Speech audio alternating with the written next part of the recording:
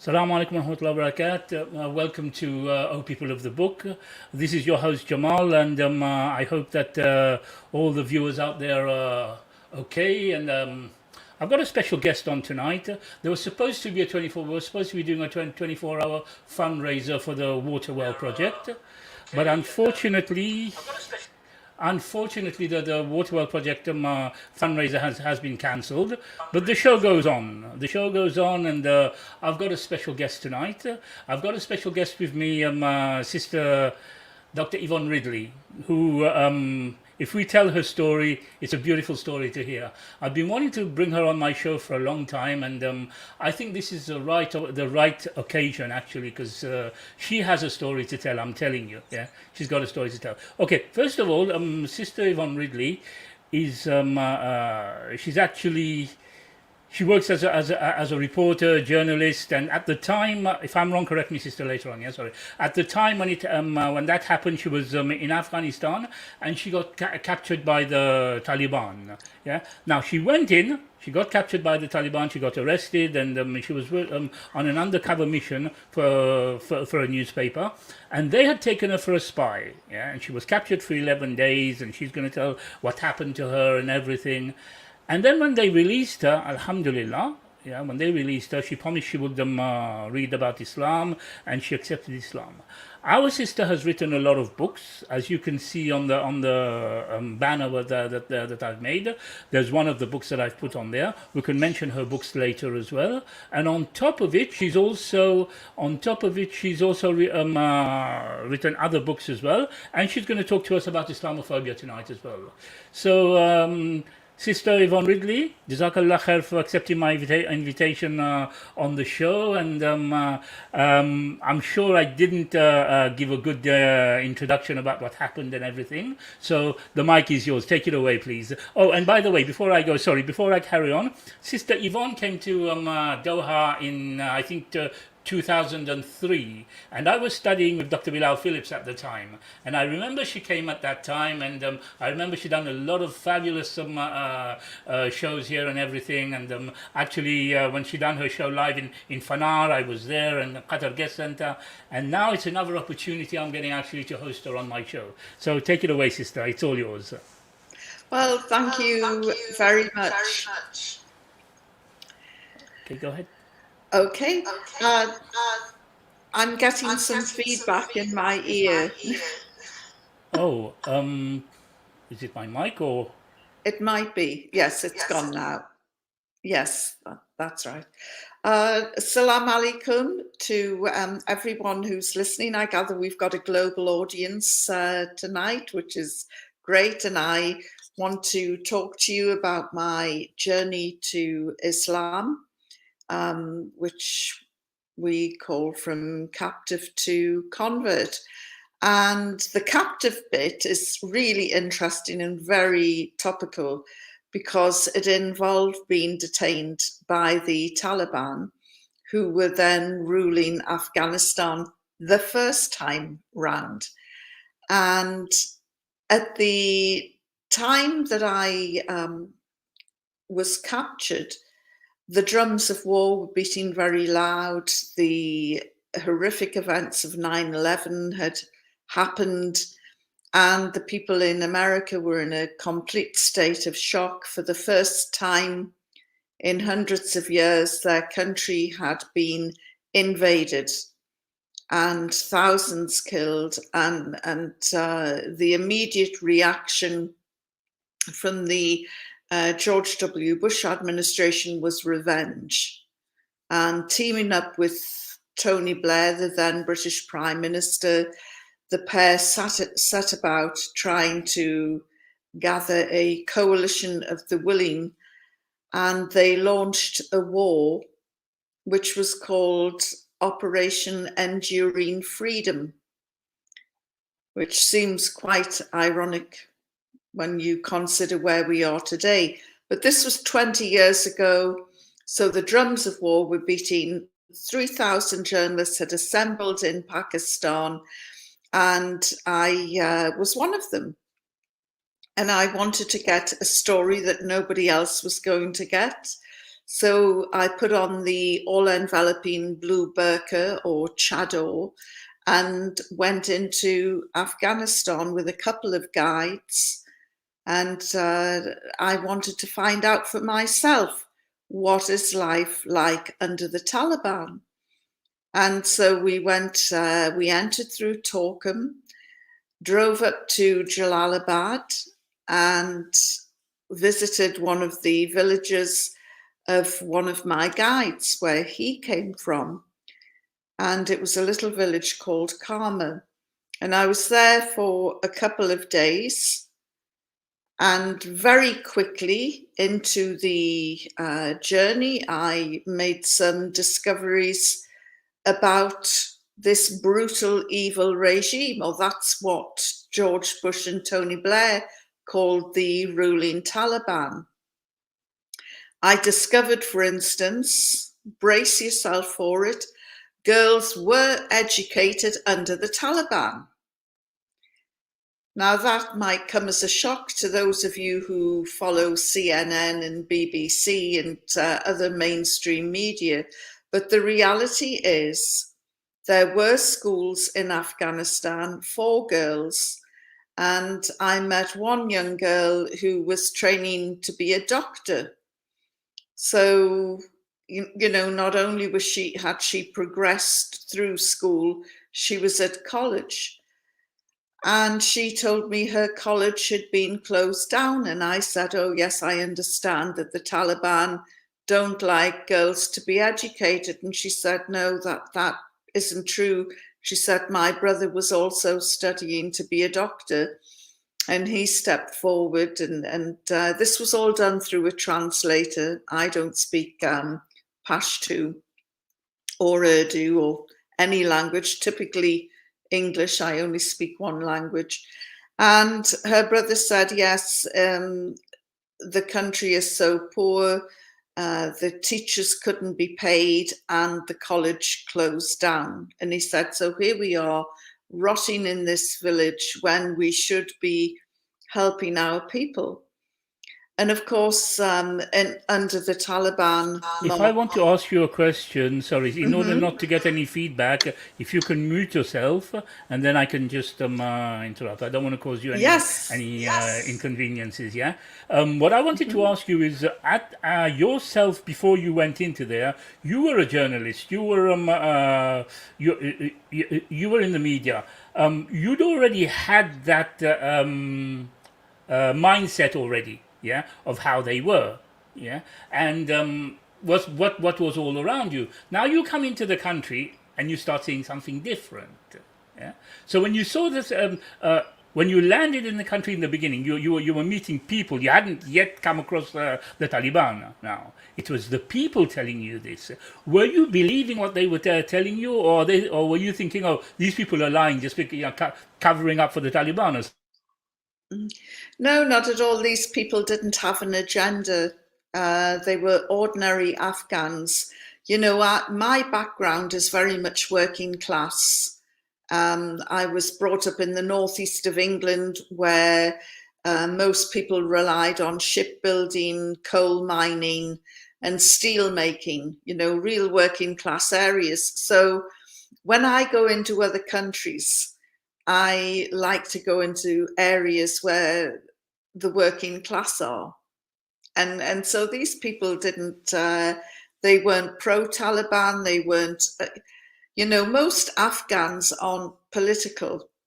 And when you consider that they've had 4 or 5 decades of famine, civil war, Russian occupation, American occupation, they've had all sorts of influences in their country, and on the whole, it washes over them. They didn't have an agenda, or I didn't detect an agenda. But you're right, I did go in and I was blinkered. I had this Western arrogance and this Western ignorance, and I was listening to them. And so it was really quite interesting that that I was learning from ordinary people about what life was like for them, and it was a tough life. You know, that was for sure. And while I was talking, Can I just say something? Sorry to interrupt. For those of you who are with us, those who've just joined us, we were supposed to have a 24-hour fundraiser today, but unfortunately it's been cancelled. But the show goes on, yeah. The show goes on, and I'm very honoured to have Dr. Yvonne Ridley with me, because for years I've been wanting to invite her, and obviously, like, you know, we'd met before when she came to Doha, but not actually met, but, you know, I was studying under Dr. Bilal then. And today is a great pleasure for me to have her on the show, and I'd like to let you know that you're watching this show on Consider This TV, on my channel as well, O People of the Book, and those who are watching on Twitter as well are watching it on my channel, which is do_jam. So you're watching it basically worldwide. I can see our brothers from Pakistan on here. Salam alaikum to all of you. I can see my brothers from Turkey, from Holland, from different countries. So we're watching worldwide. So we have a guest of honor here tonight, Sister Yvonne Ridley, who's explaining what happened to her when she got captured by the Taliban. Sorry, Sister, carry on. Right. So, you know, being in this village was quite eye-opening. It destroyed a lot of myths and propaganda, because we kept being told women aren't educated under this regime, and girls' schools don't exist. So these were two lies that I discovered. And I was in the area for about 2 days when we headed back towards the border. People were concerned that I, as a Westerner, was there because the spiritual leader of the Taliban, Mullah Omar, had said anyone helping a Westerner in this build-up to war, in this time of war, will be severely punished. So people didn't really want me around for very long. It was like, get her out of our village. So we were heading back to the border, and a sequence of events happened, and I ended up being arrested by the Taliban. They discovered I'd entered the country illegally without a passport or visa. So I was taken to the intelligence headquarters in Jalalabad. Why would you have risked it to have entered without a passport and a visa, having known, you know, that how barbaric the Taliban were, how they were killing people and everything? So why would you risk it and enter without a visa and a passport, knowing what could have happened to you? Well, the pursuit of truth. I suppose, looking back at it now, it may have seemed quite a reckless thing to do, but I hadn't planned on getting caught. I planned on coming back with an exclusive story, and everybody would tell me how courageous and wonderful I was. It was you know, it's what drives journalists, getting the story. So there I was, captured, and they thought very much like you. Why on earth would anyone come in without a passport and visa and risk the consequences? So they didn't think I was a journalist. When they were talking to me, they didn't recognise my accent, which is from the northeast of England, near the Scottish borders. And I said to them, we don't all talk like the Queen.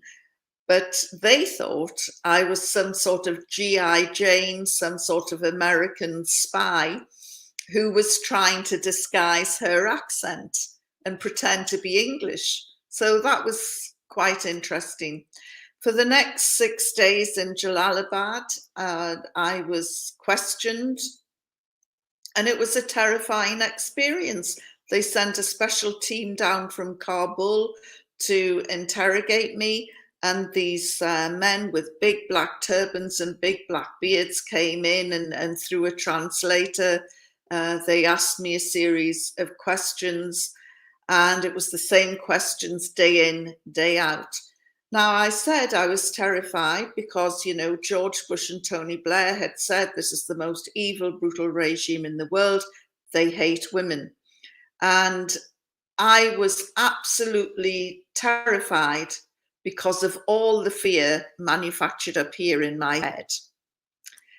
Propaganda is a very powerful tool. It can, you know, it can be weaponized. So I really didn't think I'd see the sunset the first night. Every day I would wake up, I'd think, is this my last day on earth? I was convinced that they were going to kill me. So I adopted quite a risky strategy. I decided. Sorry to interrupt you. Can you explain to us how you actually got caught? Because I've watched some of your other shows, and it's hilarious. Like, you know, the way you went in, and like, you know, you had a camera or something. Can you give us a bit more detail about that, please? Yes, I had I was on a donkey, and I just got on this animal, and it just bolted. And as it ran, the folds of my burqa started flapping and made the donkey run faster. I'm trying to bring it under control, and I had to lean right forward and try and pull the reins to get this beast under control. And the one piece of equipment that I had taken in with me, a camera, fell out of the folds of my burqa right in front of a passing Taliban soldier. He saw the camera, cameras were banned under the Taliban. And so he either stopped the donkey or the donkey stopped, and whatever happened, I went up in the air and crashed down to the ground. And I picked myself up, and I handed he was shouting at me, and I handed the camera over to him. He was obviously demanding the camera. And then I stepped back and closed my eyes for about 10 seconds, which is a long time, because I thought he's going to shoot me now that he's got the camera. So after 10 seconds, which is a long time when you're waiting to be shot, I opened my eyes, and he'd gone. He'd gone to find out who brought this woman in, who's in charge of her, and then I'll find out the real criminals of this enterprise.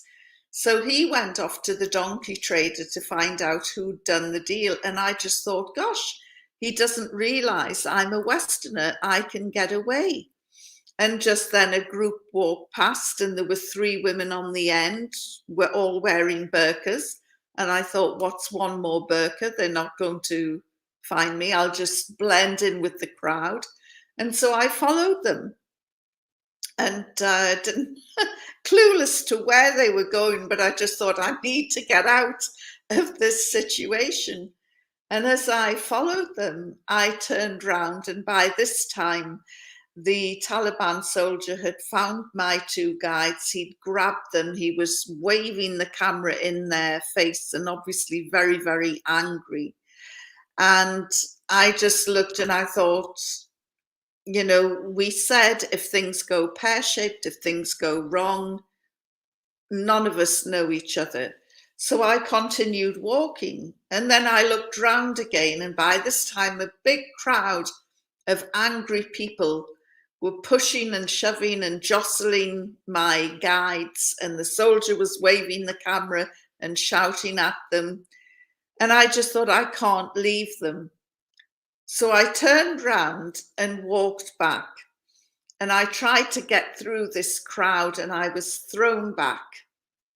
And I went back and tried to get in again, and again I was thrown back. This was man's business. It had nothing to do with the woman. So in the end, I was wearing a shalwar kameez. I took off my burqa and shouted in a very loud English voice, "Will somebody let me through?" And everybody just froze and looked, and it was like, where did she come from? And it was like the parting of the sea. They just all stood back, and I walked up to the Taliban soldier and demanded he give me the camera. And I thought, that was brave. That was brave. Well, the grand plan was he would be so happy to have got his hands on a Westerner, he would have forgotten about my 2 guides. So as I was saying, give me my camera back, I looked at my two guides, expecting them to look back with admiration, thinking what a noble thing to do. And they looked at me as if to say, we were in trouble before, but now we're in serious trouble. So it was the worst thing that I could have done. But they would have developed the photographs and they would have found that they'd helped a Westerner. So one way or another, they were in hot water anyway. So the three of us were carted off, put in a car and driven off to the intelligence headquarters in Jalalabad. And at one point, as we're on this journey, the driver was getting really agitated and saying something to the soldier. The soldier was looking back, and in the end, they stopped the car, and the soldier opened the back passenger seat and he ordered me out, and he made me stand on a raised piece of ground, and then he went off over a hill. And I just thought, well, what's going on here? And I'm sort of looking around, and there were stones and pebbles around. And I thought, oh my goodness, this must be the stoning corner. They're going to have a stoning, and it's going to be me. And that soldier has gone off over the hill to get a crowd. He's probably shouting now, quick, quick, we've got a Westerner. There'll be a stoning in 5 minutes' time. So I'm standing there thinking I'm going to be stoned and it's going to be the most horrible death and my family won't know. And I looked up and a crowd had assembled. And these men were coming closer and closer. And I'm looking at them. I'm looking for a kind face.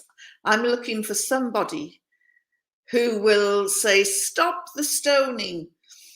But everybody looked really angry. And then in all of this panic and turmoil, I remembered, because I used to be a Sunday school teacher, I remember telling the children about how Jesus stopped a stoning. He said, when he came across this woman who was about to be stoned, and he said, let him without sin cast the first stone. And I'm looking round and I thought, right, I'm going to shout at this lot and say to them, you know, let him without sin. Of course, it didn't even occur to me that they wouldn't understand English. And they're looking and they're coming closer and closer. And I thought, I'm going to say, right, let him without sin throw the first stone. And I saw these three old men right at the back, and they had great big long white beards down to their bellies. And I thought, if I say let him without sin, they'll say that's us, and they'll start the stoning. So while all of this turmoil is going on in my head and the men are coming closer and closer and closer, the Taliban soldier returned, not with a crowd, but with a woman wearing a burqa. And he said something to her, and she came up to me and she brusquely turned me around. So I had my back to the men, and she started frisking me. And I thought, oh, great, I'm not going to be stoned. Well, not immediately anyway. He's obviously gone to find a woman to come and search me. And then I thought, those men behind me made me feel as though I was seconds away from a horrendous death. So I was so angry, the red mist descended, and I pulled away from her and I turned back round to the men. And as I said, I'm wearing a shalwar kameez, you know, the trousers and the dress.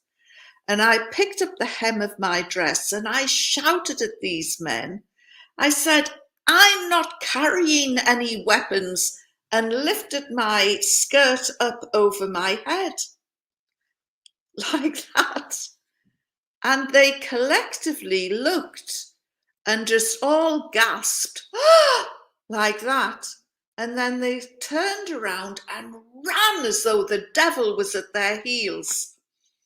The woman wearing the burqa saw this, and she swung me back round and slapped me over the face for this highly inappropriate behaviour. Of course, what we saw was a complete clash of cultures. And this would continue throughout the 11 days, where I would see things or do things that would cause outrage, or the Taliban would see or do things that would make me fearful. And it was like people talking in apples and pears. We just didn't understand each other. So when I was being questioned, I adopted this risky position of being the prisoner from hell. I just thought they are going to kill me. I was totally convinced they will kill me. They're brutal, they're evil, they hate women. This is what brutal, evil people do. So I just thought the one thing that I feared even more than death was torture. And I thought, I don't want to be tortured, so how can I accelerate my demise so that they'll just take me straight outside and shoot me or kill me, you know, one way or another without the torture. So I wanted to fast track my execution. And so I decided to be the prisoner from hell. I went on hunger strike. I spat at them, I swore at them, I threw things at them. And their response to me was, "Why are you so angry? We want you to be happy. You are our guest." And I'm thinking, why are you trying to be so nice? You're supposed to be brutal and evil, and you're not living up to the job description. So it was, as I say, a complete clash. Can I just stop you for a minute, culture. please? Sorry, can I just stop you for a minute? For those of you who have just come in, I know there's some new brothers and sisters who've just joined us. Jazakallah khair for joining us. You're watching O People of the Book, and this is your host Jamal. And I have a special guest with me, Sister Dr. Yvonne Ridley, who, as you all know, went through what she's explaining right now with the Taliban. And as Brother Charles, who's a new revert as well, mentioned, that her story is hilarious. I've listened to her story before, and I'm sure others as well. It's very, very hilarious. It's serious as well, but it's very hilarious as well. So I hope you enjoy her story. And there is a new revert on here as well, Sister Jenny Brittany, who took Shahada a couple of weeks ago. So Sister Jenny, welcome to you as well. We have a few reverts as well. All of you on here, Mariam, and all those who are usual on my channel, and those who are moderators as well. Jazakallah khair. So let's enjoy the show. I hope you got your popcorn and you got your coffee ready as well. Yeah, so let's enjoy. So there I was, the prisoner from hell, and the Taliban were really upset, especially because I had gone on hunger strike. And although I refused to eat, I kept saying, "Give me a telephone and then I'll eat." And they would say, "No, you can't have a telephone." So I would say, "Take away the food." Well, you would think that they wouldn't be that bothered, but they were. Every morning, noon and night, they would come in with a bowl, they would wash my hands, and then they would lay out a cloth and lay out some food. That was the real torture, this wonderfully smelling fresh bread. And my mouth's watering just thinking of it now. It smelled delicious, and of course I wasn't eating. And I would say, "Take it away," and eventually it would go away. So they questioned me for 6 days. On the 6th day, the translator, a young guy called Hamid, said to me, you have a very important visitor coming today. You must be respectful. Please, Madam Ridley, just show some respect. And I said, well, who is it? And he said, I can't say, just he's very important. And I'm thinking, is it Mullah Omar, the spiritual leader? Is it Osama bin Laden? And he's saying, just please, when he comes, show respect. So 15 minutes later, there's a knock on the door. Although I was the prisoner, I had the key. And That's the hilarious part. They gave the key to the prisoner. Yes. So I opened the door, and there, standing in front of me, was a man who made my blood run cold. I had avoided talking about religion for 6 days, and there in front of me was a religious cleric. And he was immaculate. He had this ivory gown, and it didn't stop above the ankles like the Taliban's dress. It went right down. You couldn't see his feet.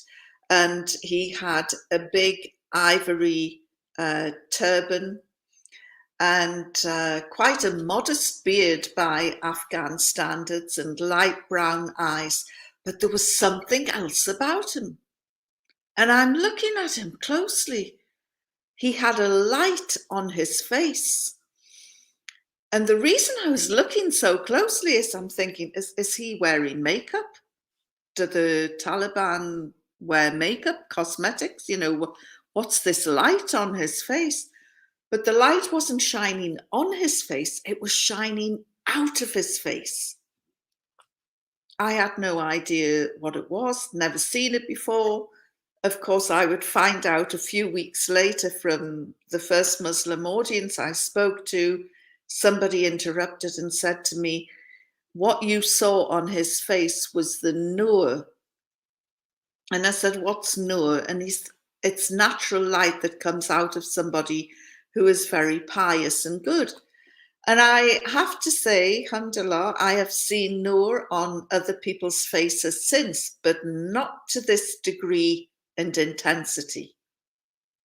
So, as I say, I unlocked the door, opened the door, invited him in. He sat down, I sat down, and so did Hamid, the translator. And he said, what religion are you? And I thought, oh, here we go. I said, I'm a Christian. He said, yes, but what sort of Christian? Are you a Roman Catholic? Are you a Protestant? And I said, I'm a Protestant from the Church of England. And he had these beads and he was smiling. And then he said, and what do you think of Islam? And I thought about it and I thought, I've got to be very careful here. And I said, oh, it's wonderful. It's absolutely amazing. The truth is, I knew very little about Islam, and the little bit that I knew was totally wrong anyway. So he's saying, he's moving his beads and he's listening to me coming out with how wonderful Islam is.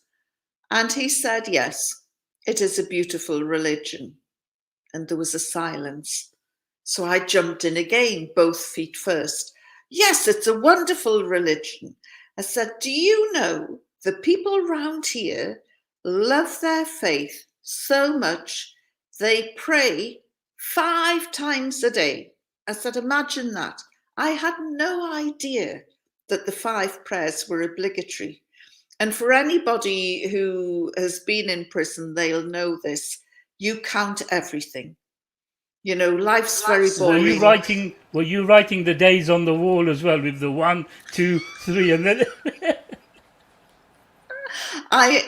They'd given me some toothpaste and I used the cardboard box to write in micro writing all the different things. But but yes, that's where it comes from. You count everything.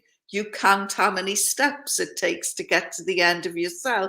You count how many this way, that way. You count the how many rotations the fan does in a minute. And, you know, if there's 2 flies on the wall, it's a big event and you follow them.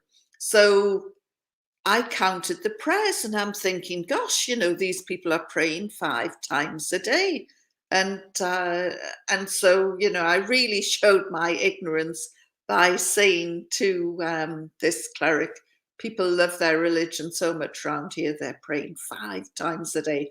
Imagine that. Of course, he must have thought, you stupid woman, but he was far too polite to say anything. And he said again, yes, Islam is a beautiful religion. So you would like to convert? And I thought, he's trapped me. He's led me down a cul-de-sac and now I'm boxed in. If I say, yes, I'll join you and your moon god worshippers, just show me the dotted line to sign, he'll accuse me of being fickle and insincere, and he'll say, take her away and have her stoned.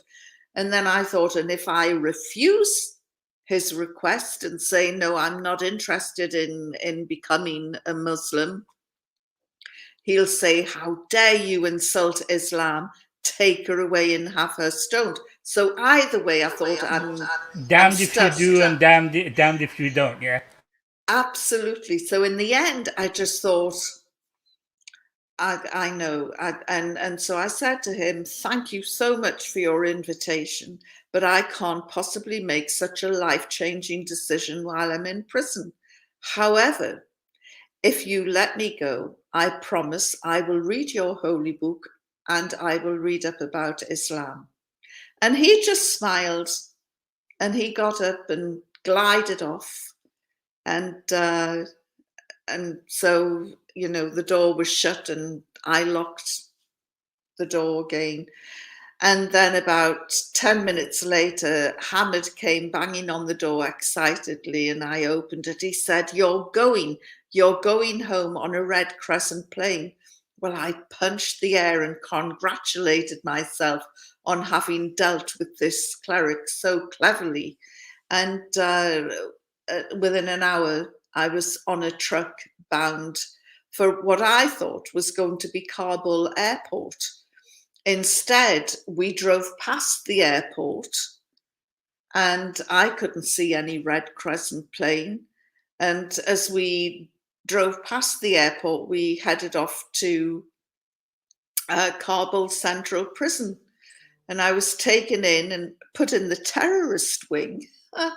And I was locked up with a group of Christians who had been charged under Sharia law of trying to convert Muslims to Christianity. Now, they were American, Germans, and Australians.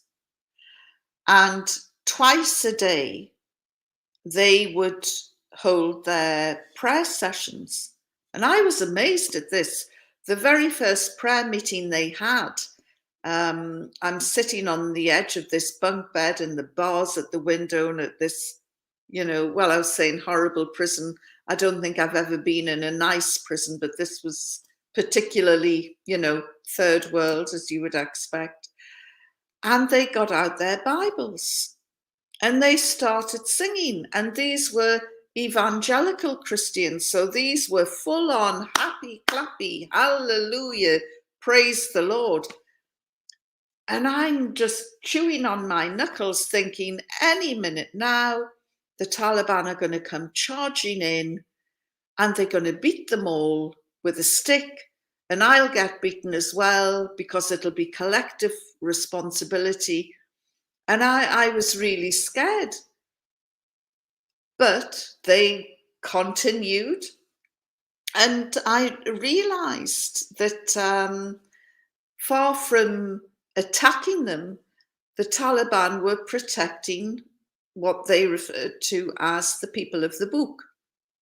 So they allowed them to keep their Bibles in the prison. They allowed them to perform their religious services twice a day, even though they were incredibly loud. Well, we hear about, or we've heard about the Quranic abuse that was in Guantanamo and other places. And yet here, the people of the book. The most barbaric regime was actually giving the people of the book the respect that they need. Yeah. Yes, absolutely. So that was another myth blown, that I didn't understand. The next day, one of the girls that I was locked up with gave me a new set of clothes. So I set about changing, and one of the German girls said, "Do you want a shower?" And I went, "Oh, great. I haven't had a shower in days." So she took me outside into the courtyard and she gave me a zinc bucket. And there was a pump in the courtyard. And she said, "Just start pumping the handle." So I'm cranking this handle, really working hard, up and down, up and down. And eventually this water came spouting out. And I said, "This is amazing." I said, "How do they heat it?" And she said, "They don't.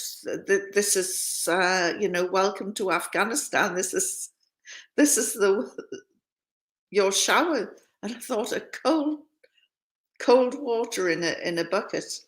But anyway, alhamdulillah, better than some people. So I got changed and I set about doing my washing, and I was given some soap and a stone, and I started laughing when I saw this stone. It was a pumice stone, and I remember helping my mother clear out her kitchen once, and I found a similar stone right at the back of the kitchen sink.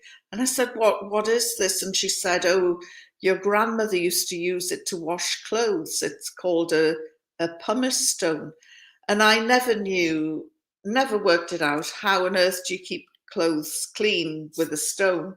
But there I was, washing my clothes with this stone. So that made me laugh. And I just thought, we could do with a washing machine here.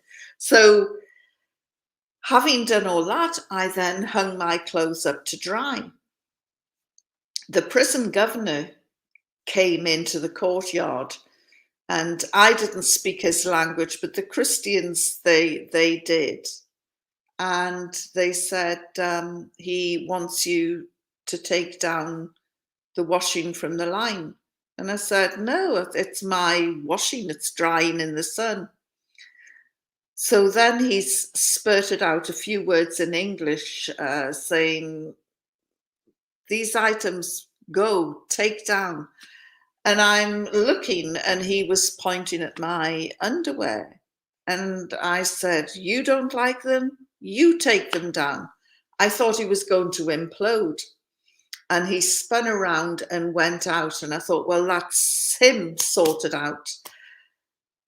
Half an hour later, the foreign minister of Afghanistan, Mr. McWattle, walked in to the courtyard, and he said, "Madam Ridley, you are causing a disturbance. Will you please remove your washing?" And I said, "That is a washing line. This is the female wing of the prison. I'm not bothering anybody. The sun is shining. You've obviously never washed any clothes in your life. They're hanging up because they're drying." And he said, "Yes, but those items there," and I followed the line of his finger, and he's sort of pointing this way, but looking that way. And he said, "Those items over there must come down." And I'm looking, and we're talking about my underwear. I won't go into detail, but they're not lacy little things. They were very practical. So he said, "If our soldiers look out of their window above the woman's wing and they see those items, they'll have impure thoughts." And I'm thinking, this is the foreign minister of Afghanistan. they're about to go to war with the biggest superpower in the world. He should be involved in shuttle diplomacy between Washington, Islamabad, London. And he's in the women's wing of the prison asking me to remove my underwear from the washing line. You And I said said, you really gave him a hard time, yeah, and I suppose that was part of the hard time that you gave them, yeah. yes. And I said, there's a solution to this. He went, oh, I knew you were a reasonable woman. He said, what is it? I said, tell your men not to look out of the window. Well, the argument continued long after the clothes had dried. But I just thought, America is going to try and bomb Afghanistan when all they need to do is parachute in a platoon of women waving their underwear and the Taliban will just run off. So it was, but it just seemed crazy that the foreign minister was embroiled in a row about my underwear. A couple of days later, he came in to see me saying, we need to ask a few more questions. I said, I'm not answering any more questions. I'm done with you. You're dreadful people. You're all going to be done for war crimes. This is even though they hadn't laid a finger on me. And I did something that I've never done in my life, but I knew it would resonate as a big insult. And I spat at him. And he turned around and he went. And the two women prison officers, this is something else, you know, they say that the Taliban didn't employ women. Well, we had women prison officers in the prison. The two women prison officers said, you are going to be flogged for this. This is unacceptable. This is a big, big insult. And about half an hour later, we heard the prison gates open. And two of the Christian girls came running over and said, Mr. Afghani is here. This Mr. Afghani was the second in command in the Foreign Office. And these two Christian girls came running and they threw themselves on their knees and they grabbed hold of my clothes and said, Lord Jesus, don't let Yvonne feel the pain when she's whipped. And I just thought, you know, you're not really helping me at all here. And I was starting to feel a bit apprehensive at this stage. You thought that's it, yeah. This is I'm going to be stoned. I'm going to be lashed, and that's it now, yeah. For sure, I thought they're going to whip me. They're really going to do something bad. And the door swung open, and there was Mr. Afghani. And he had something in his hand, and it wasn't a whip. It was a satellite telephone. The one thing that I had asked right from the beginning, give me a telephone. And he showed this phone around as though it was a real treasure. And he said, all of you today can ring your families. You can all ring home. Everyone, apart from the English woman. She's a very bad woman and she has to be punished. And that is how the Taliban punished me. They made me sit there and watch each one of those girls ring home. Well, there were tears of joy. There was, you know, they had been locked up since the August. This was the October. And they were able to ring their family and tell them that, you know, they were okay and getting through this ordeal. And there were tears and laughter. And one of the German girls went to Mr. Afghani and said, please let Yvonne ring home. It was her daughter's birthday yesterday, and it would be a real act of kindness. And he said, I can't. She has to be punished. and that, you know, and she cannot treat high-ranking people the way she has. And that is how the Taliban punished me. Now, a few months later, I met, after I'd been released, I met a Saudi brother who had been in Guantanamo. And he came to London to see me, and he said, I heard that you spat at the foreign minister. And I said, yes, I'm not proud of it, but yes, I did. And he said, what happened? So I told him the story. And he said, you know, I spat at Donald Rumsfeld when he came to visit Guantanamo. And I said, and what happened to you? He said, 3 months solitary confinement, and I was beaten up every day. So, which has often prompted me to say, thank God I was captured by the most evil, brutal regime in the world and not by the Americans. Right. So we see the difference there, yeah? Yes. So that is I was really pleased for my cellmates that they were able to phone home, but I was very sad for myself that I wasn't able to. I was there so close to a phone and yet unable to use it. So I think it showed quite a bit of wisdom on the part of the Taliban. And then the next day, the war started, and it was truly terrifying.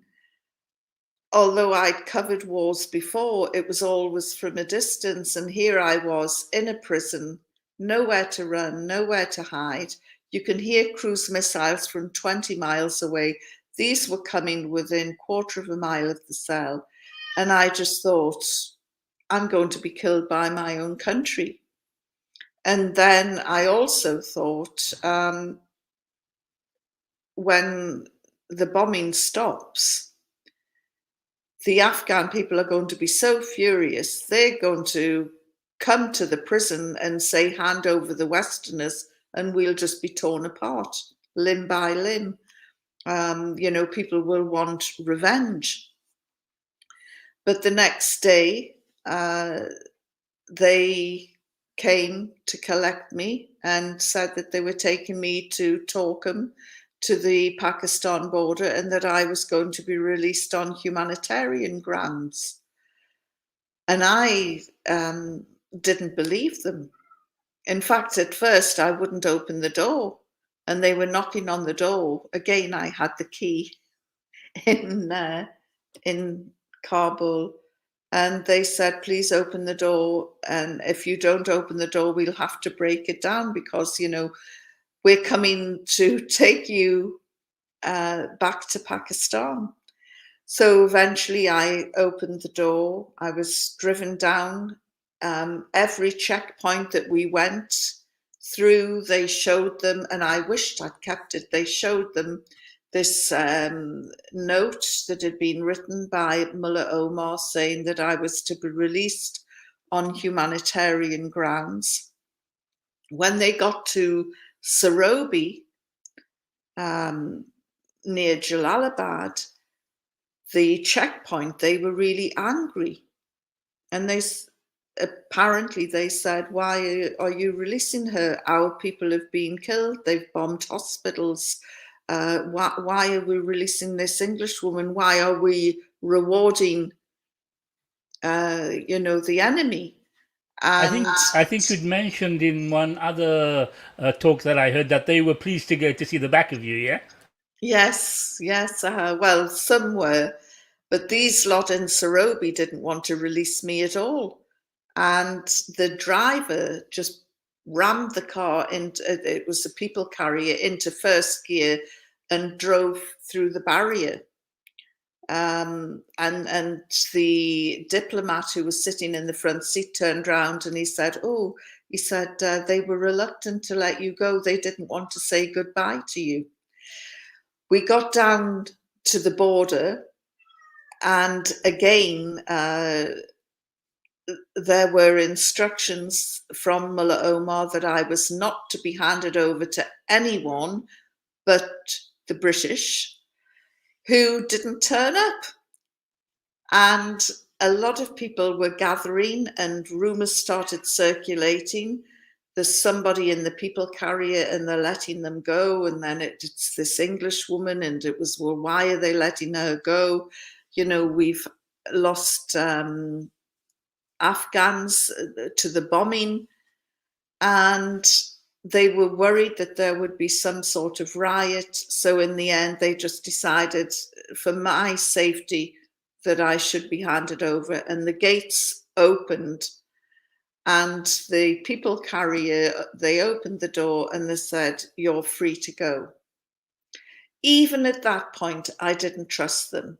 I went out of the people carrier backwards so I could make sure that I could see them, because I was sure that as soon as I turn my back, they're going to shoot me.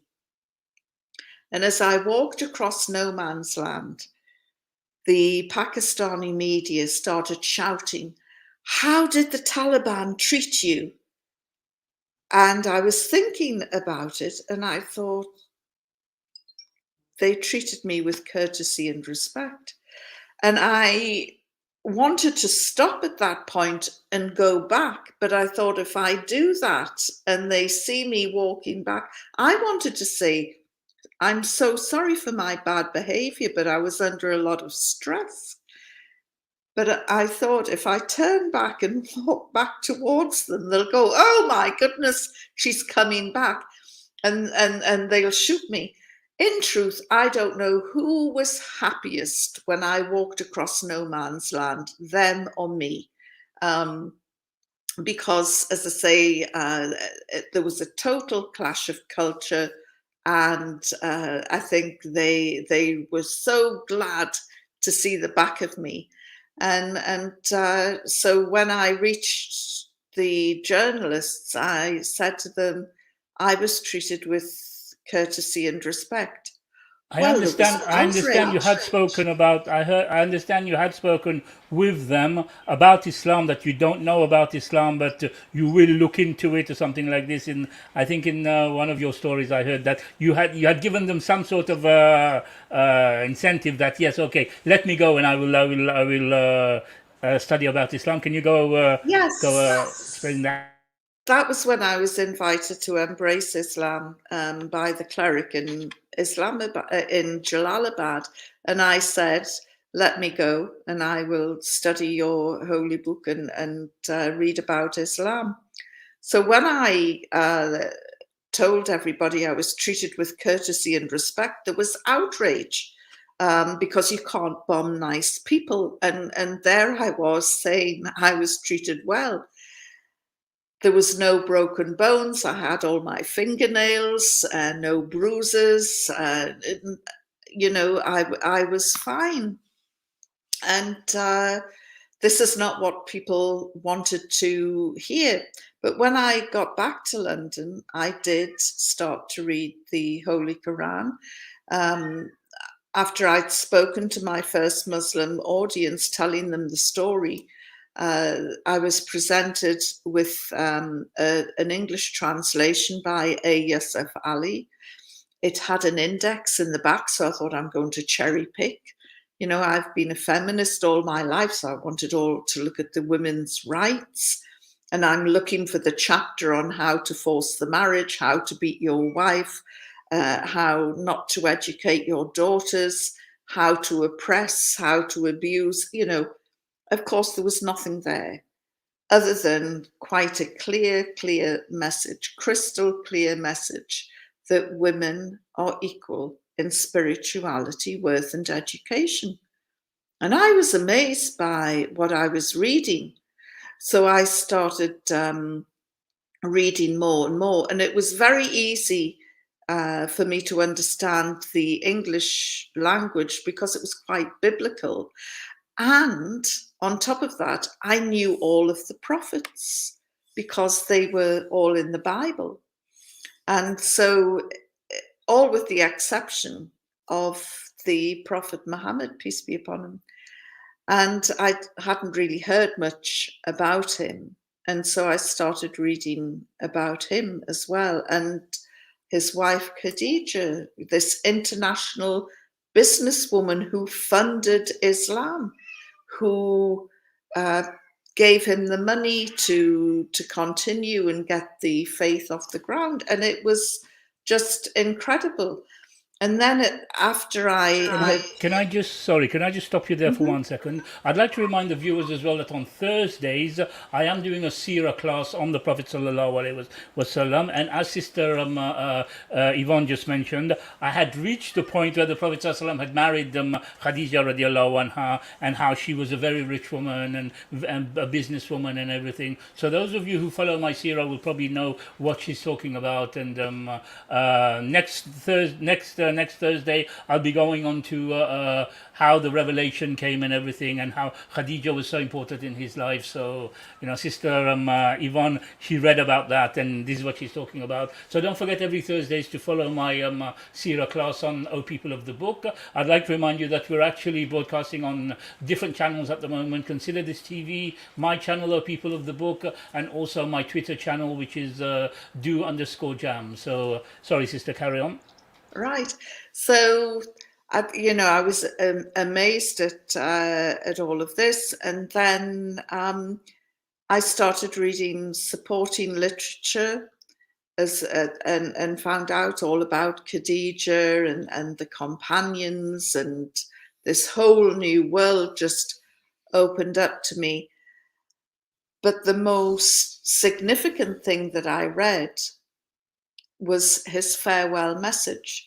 And when people say to me, I've got a friend who's interested in converting to Islam, or I have a friend who is interested in Islam, is there anything particular you can recommend? I always say, start at the end.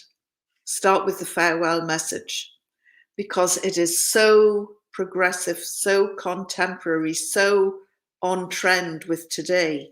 It could have been written by anyone from Black Lives Matters.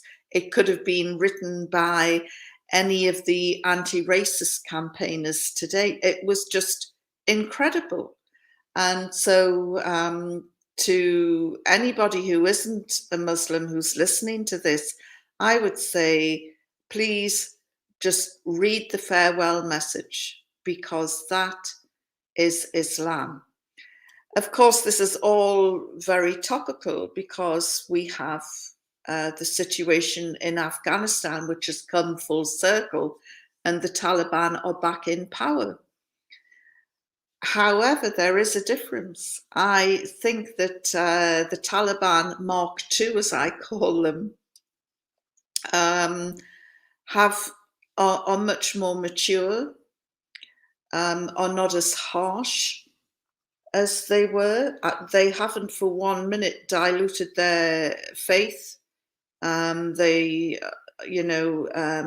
ideology, they've held on very tight and will not compromise on their faith, but they have softened, and they have gained a lot of maturity and wisdom. And when the last time that they were in charge, I don't think they had great ambitions to be leaders or to lead a government. This time, I think that they are more than ready to do that. But what I would say to them is, the whole world is looking at you now, and many will want them to fail. But all the Muslims around the world will be cheering them on, thinking this is the chance to show the beauty of Islam. And I was going to ask you about this. There seems to be mixed messages going on. I mean, I've been watching some of the documentaries the last few days, and some guys coming out that with things like, they're gouging people's eyes out, and people are leaving Afghanistan in droves and everything. I mean, I couldn't understand what was happening because, like, when they interviewed one of the Taliban representatives, he was saying that no, everything is okay.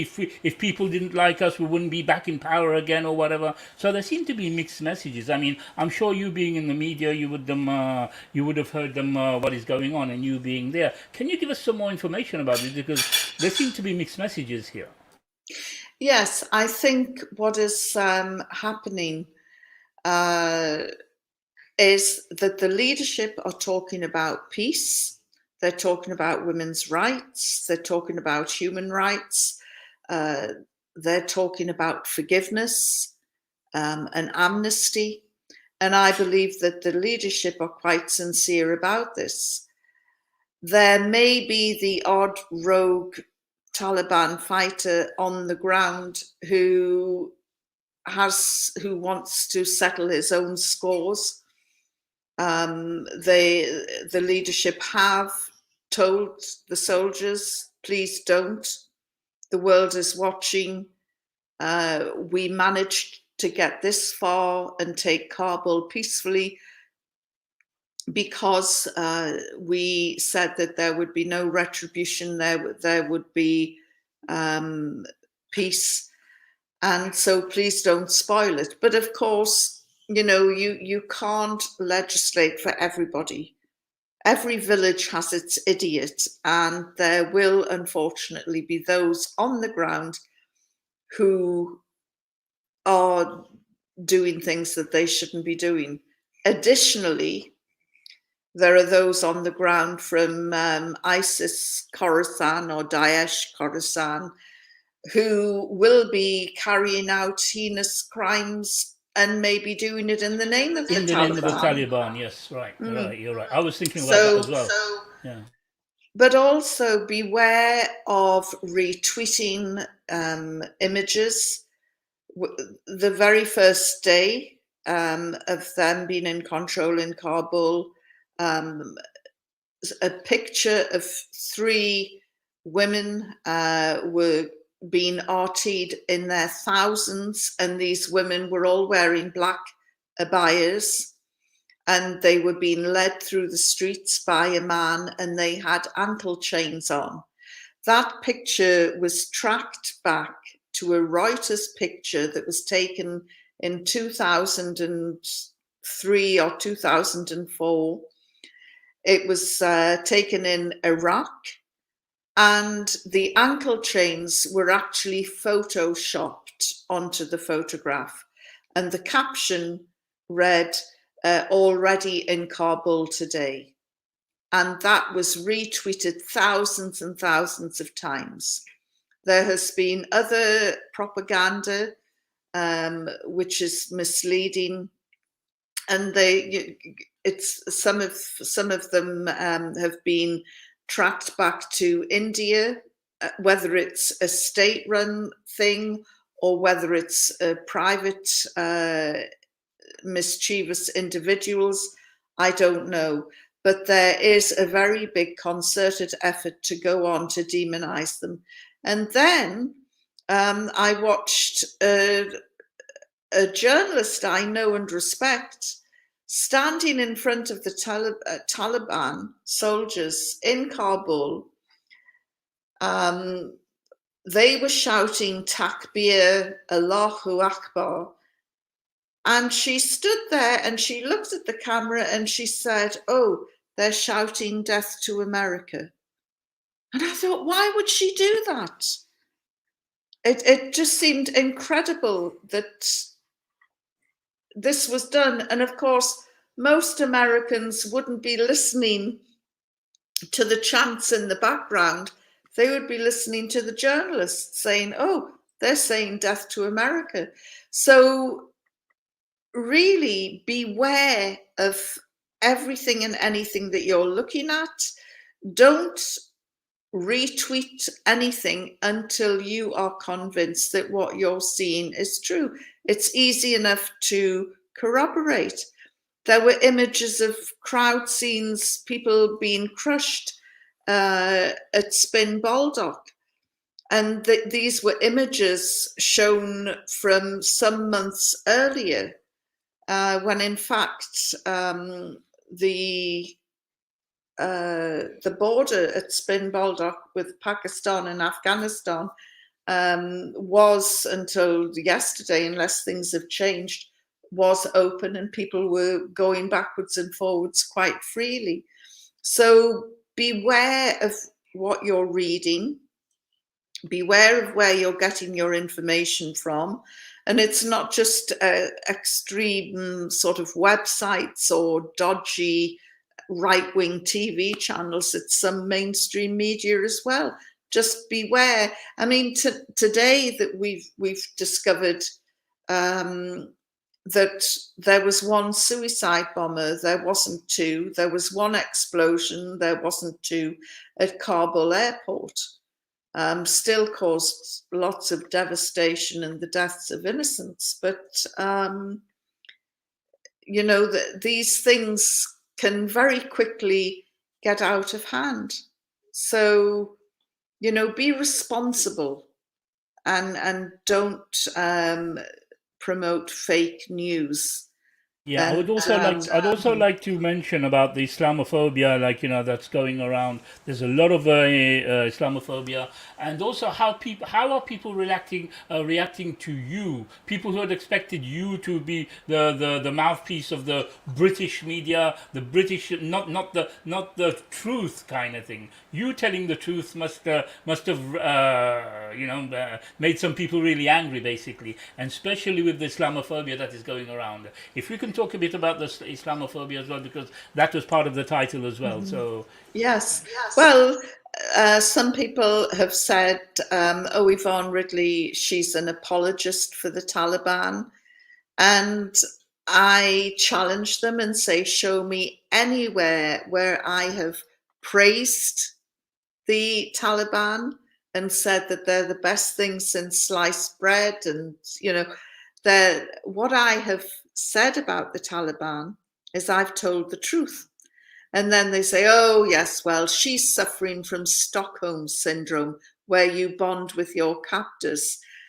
Trust me, as I said before, when I crossed the border, I don't know who was happier, them or me, because there was certainly no bonding that went on.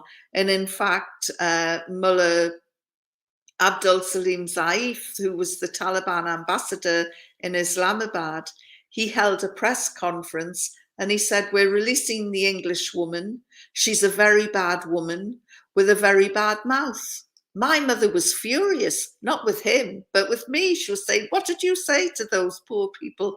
You know, and I didn't raise you to swear like a trooper. So it was, you know, there was no bonding.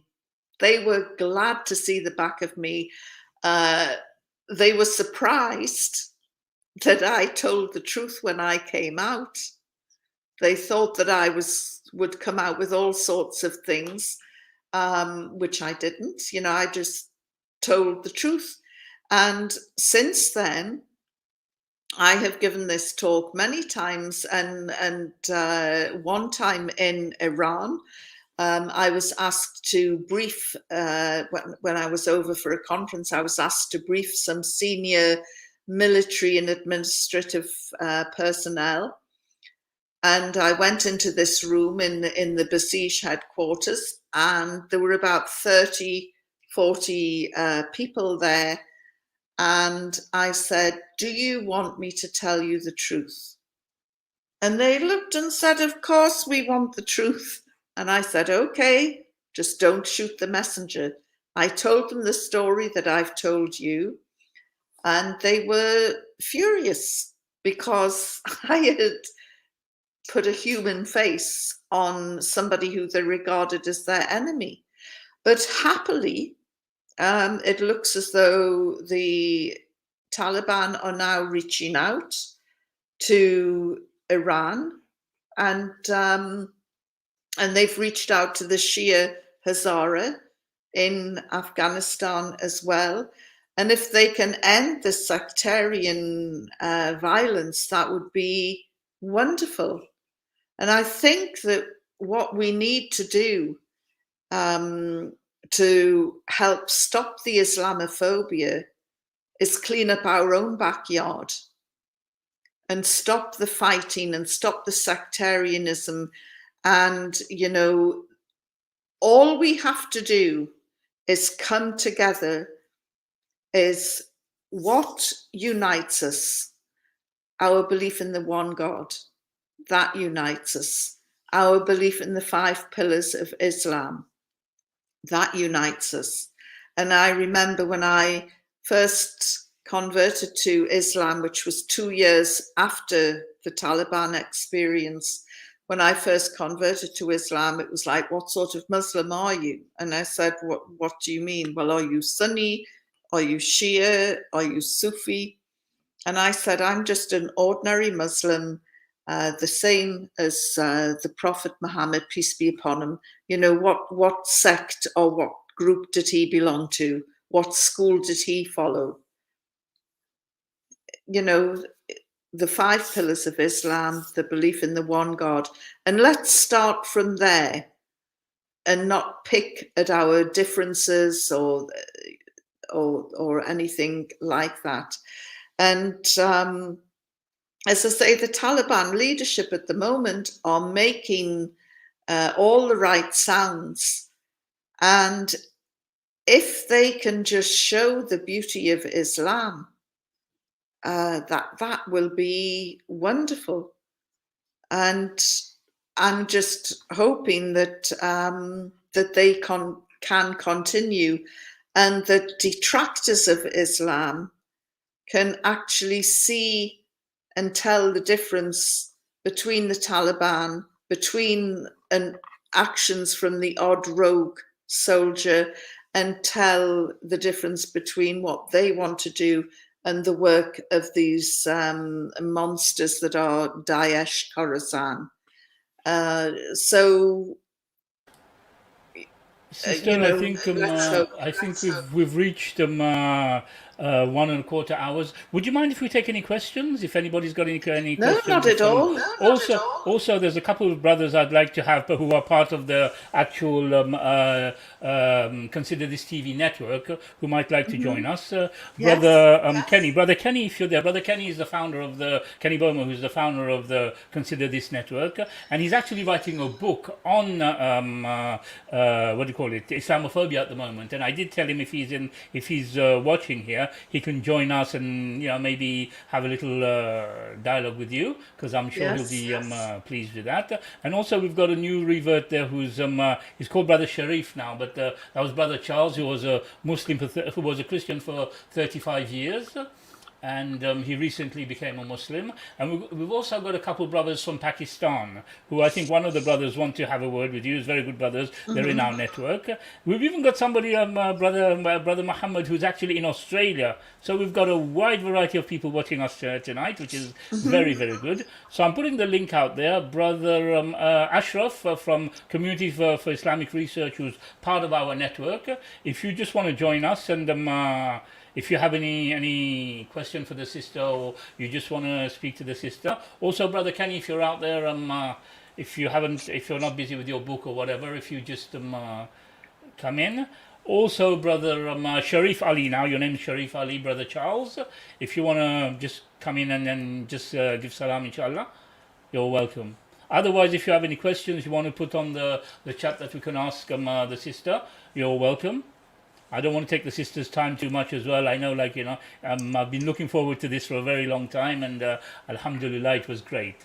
So brothers and sisters out there, if you have any questions, please put it to us. And the brothers who are in the group, who are part of our network, if you want to join us, I've sent the link out. Okay.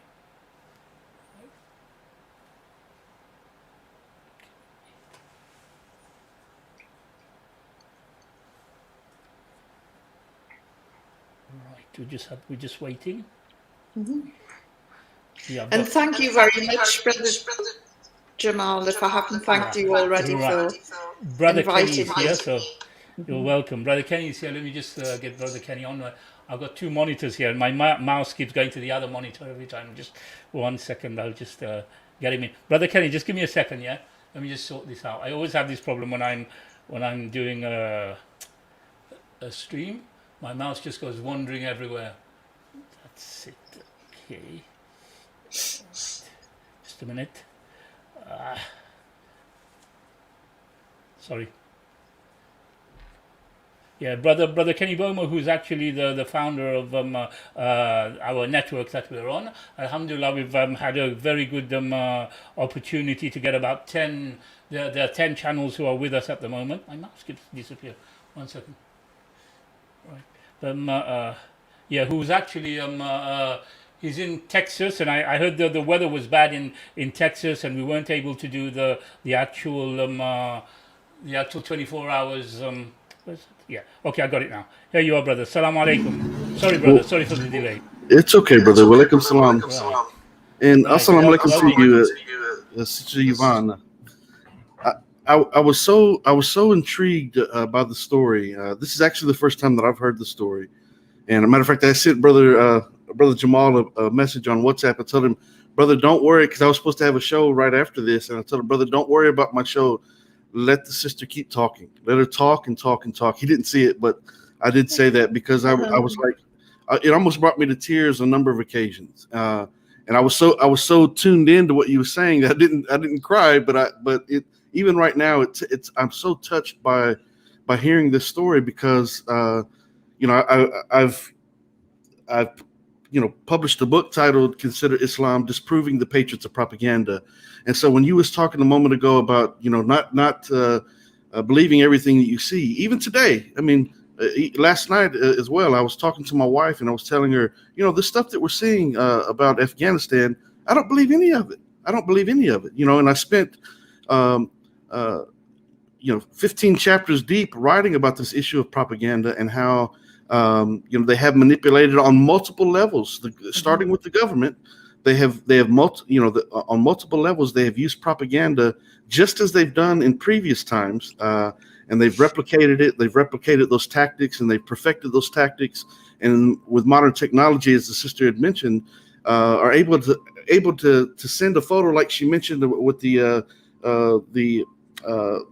doctored photo with the women with the chains around their ankles. Send that out, and it goes out to thousands of times. It goes all over the world, and people see that, and the Islamophobes jump on that, and then all the talking began. It starts from the top down, from the government to Joe Blow on the street, to just common Joe and Jane on the street. That are so easily persuaded by not only the things and the rhetoric that they hear from the politicians, that they feel like they should be able to trust, but other people that are just common everyday people that begin to repeat these things in this ongoing echo chamber. And so a lot of the things that you were mentioning are the exact same things, Allahu Akbar, that I was dealing with within the book.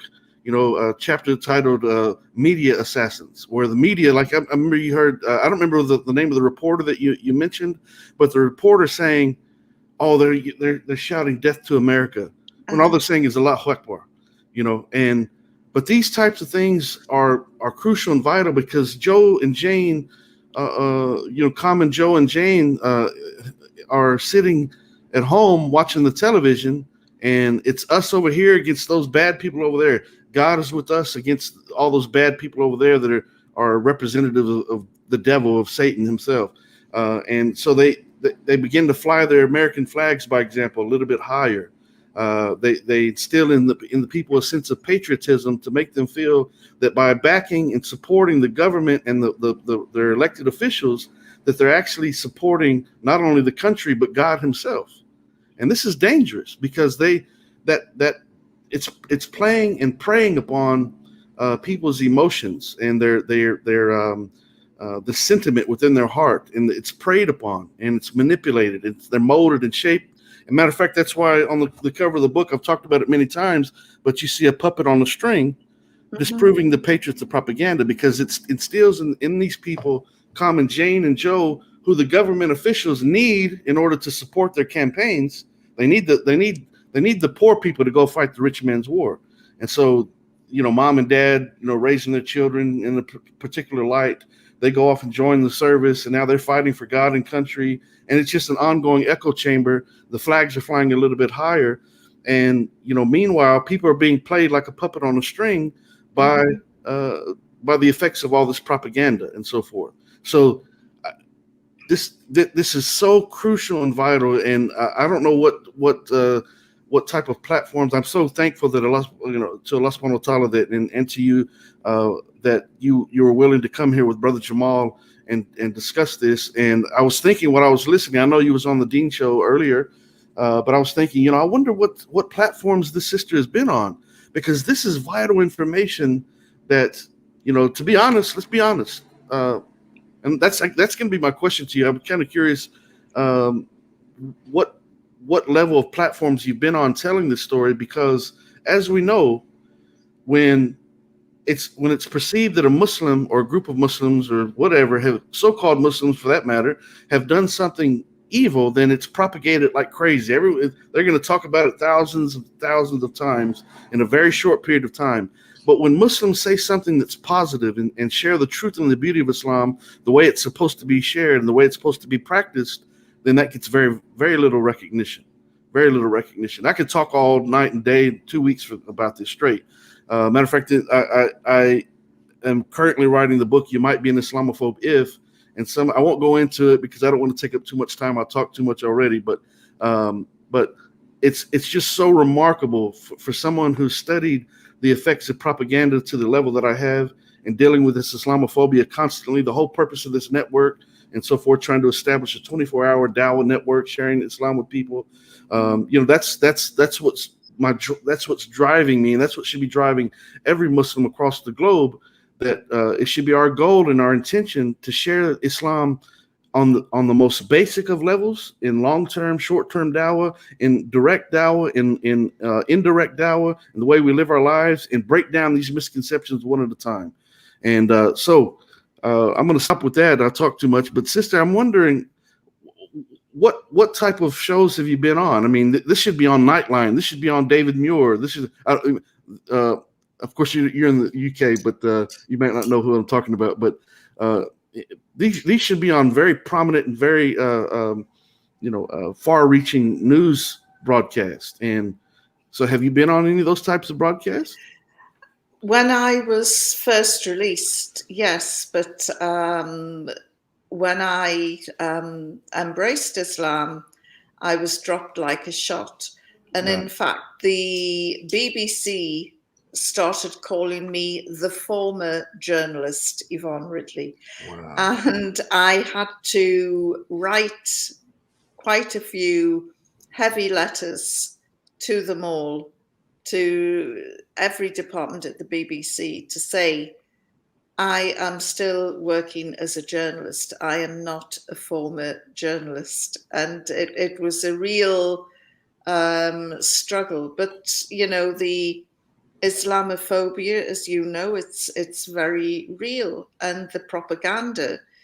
I remember when the Taliban were routed from Kabul, we saw images of women burning their burqas and men shaving their beards.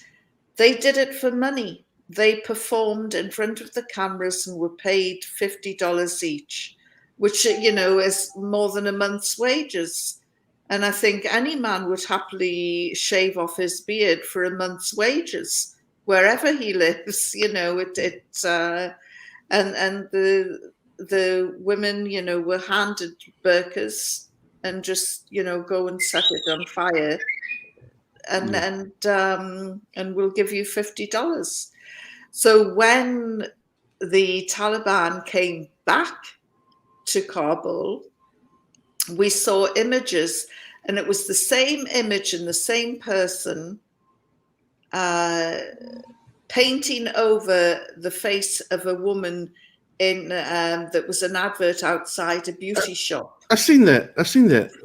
And I wondered about that. It might have been genuine. I don't know. But if it was happening wholesale, surely we should have seen lots of different images of different beauty shops being closed down, windows blacked out, and It was just the same guy and the same window on all the channels, time and time again on a loop.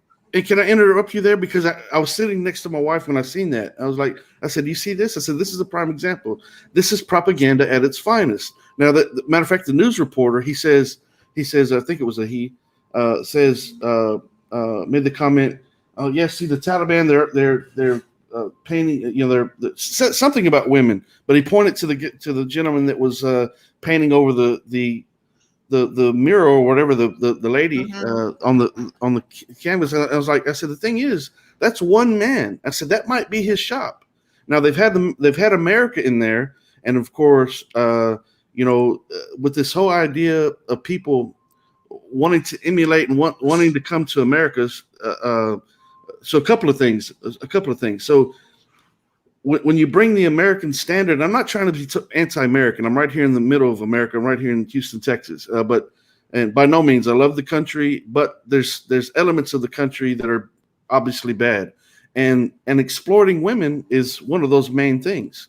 And so when you bring that type of element into a Muslim country, and the Muslims there are trying to accommodate the Americans, and sometimes want to emulate the Americans, they want to live that American lifestyle. And if their deen is not strong, if their faith with Islam and the faith in Allah is not strong, then it begins to slowly dissolve. And so you see things like that maybe going up. And so in my mind, when I'm seeing that, I'm thinking, okay, well, this is one man. They're calling the Taliban, but it's only one man painting this. It's not a group of a bunch of Taliban soldiers out there painting over the mural. That's not even close.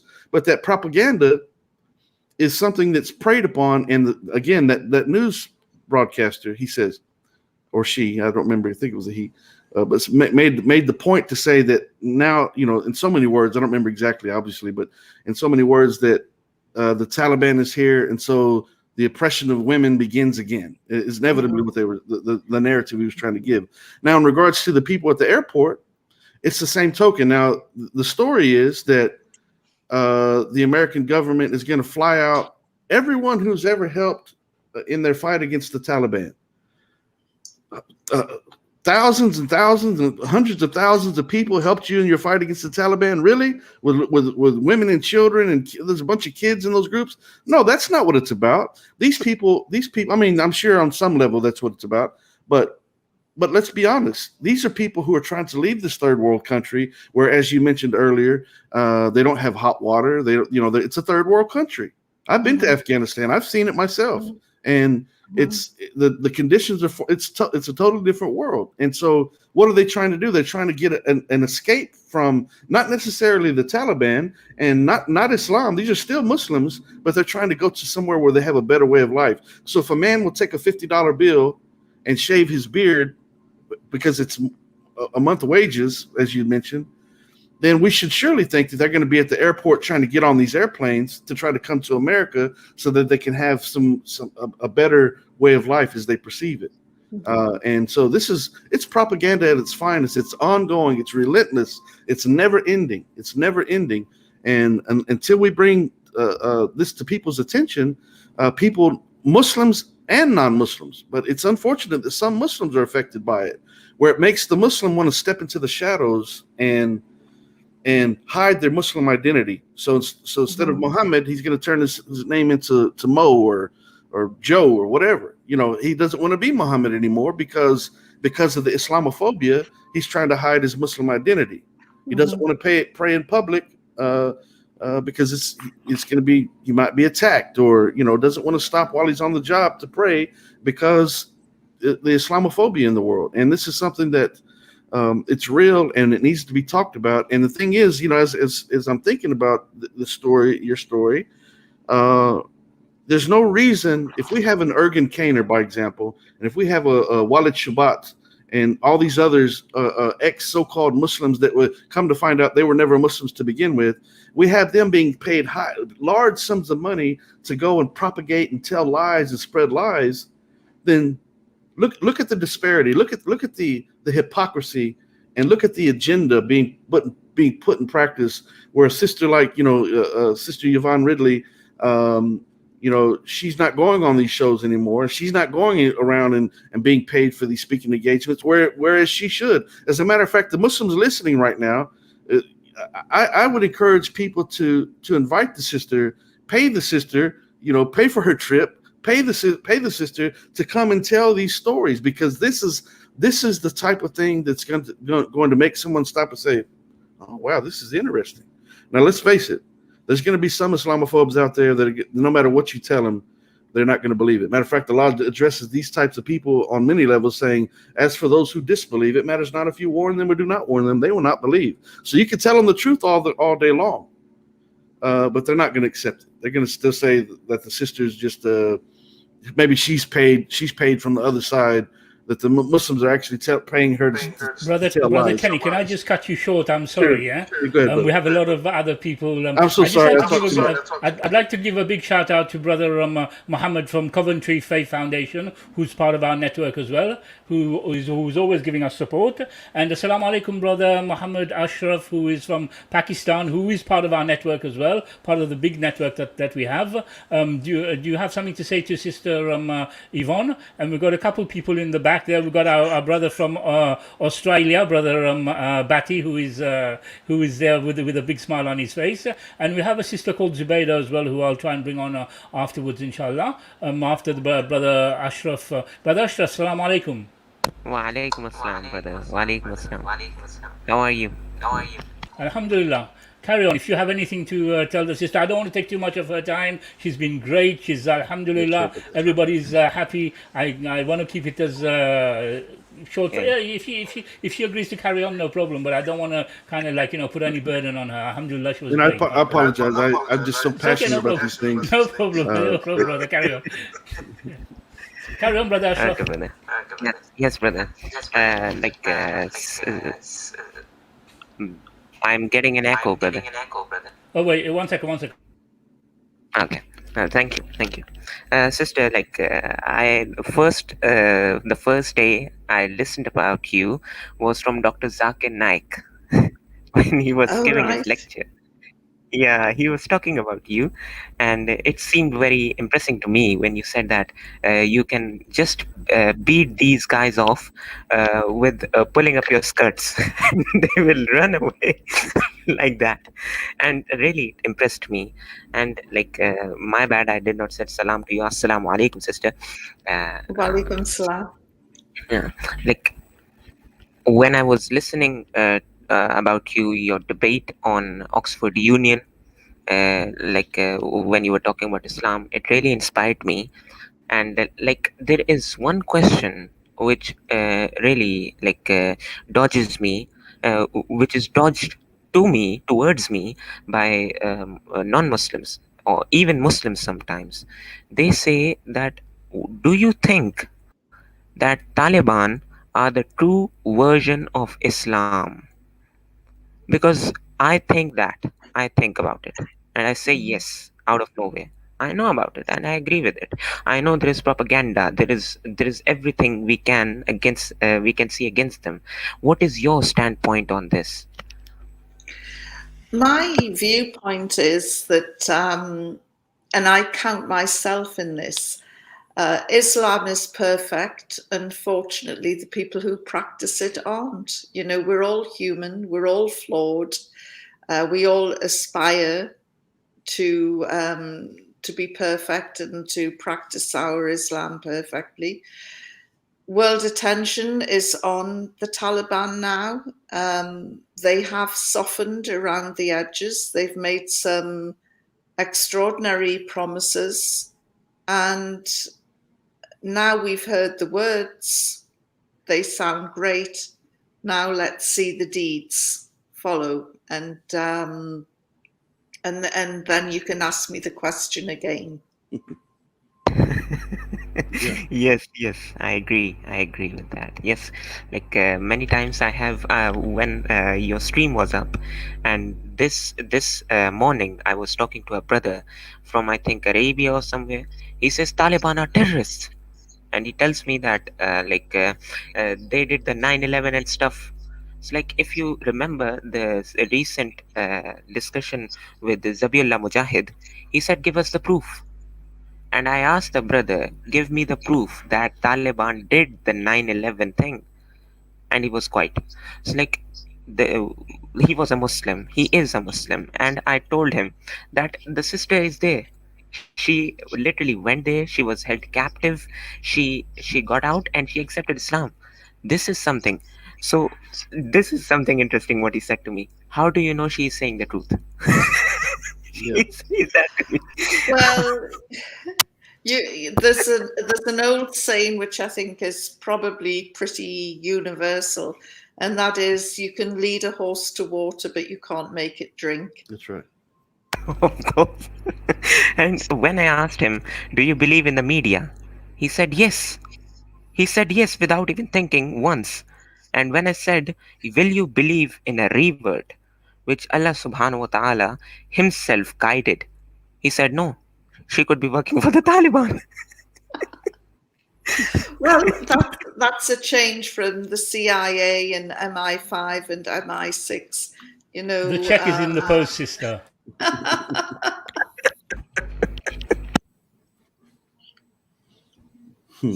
Brother Sharif, I need to bring a couple more people on. There are a couple more people who are in the back chat, so I hope you don't mind. There is a sister called Sister Zubayda Arabia, and we have Brother Batty, who has been waiting in Australia for a while now with his beautiful smile, mashallah. Brother Batty, I'll bring you on afterwards. Let me bring the sister on and take a question, inshallah.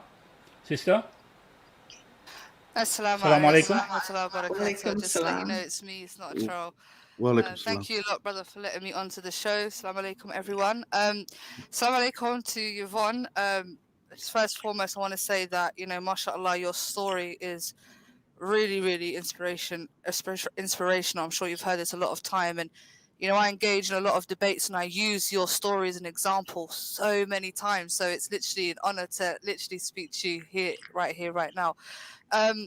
So from my understanding, you were a journalist trying to cover what was going on in Afghanistan, and you were sort of kidnapped by the Taliban, and you described your experience with them as, they were quite respectful towards you, they would lower their gaze, you weren't in any sort of physical harm or danger. And obviously, as you obviously know right now, the Taliban have now taken full control over Afghanistan. And the main issue, as a woman, a lot of people, the Western media loves to propagate that their main issue with the takeover of the Taliban is their treatment of women. And this is something that's always used to obviously downgrade the Taliban. So what would your response be to, the Western media who constantly propagates the Taliban are misogynistic, they don't give women rights, they can't go to school? I mean, a lot of people like to use Malala as an example. And yes, she was shot by the Taliban, but it wasn't necessarily the Afghani Taliban. It was a separate branch, which was specifically from Pakistan. So again, the Western media is got one narrative, but as somebody that's actually been there, that's experienced the Taliban, what would your response be to the question about women, the treatment of women? Well, I think their treatment of women was quite poor the first time round. But then again, this was a country that was unstable, and the Afghanistan was isolated on the international stage. So I think that, there were lots of outside factors as well. But this time, same ideology, but as I say, they've got much more wisdom, and I think that we will see women have a more prominent role in shaping the political landscape. And we've heard some very fine words from them. So now, let's see the deeds. Let's see them roll it out. And Afghan women's rights, the bar is very, very low. We've had an occupation of 20 years by the US and NATO forces and all these NGOs and all the millions that has come pouring into the country.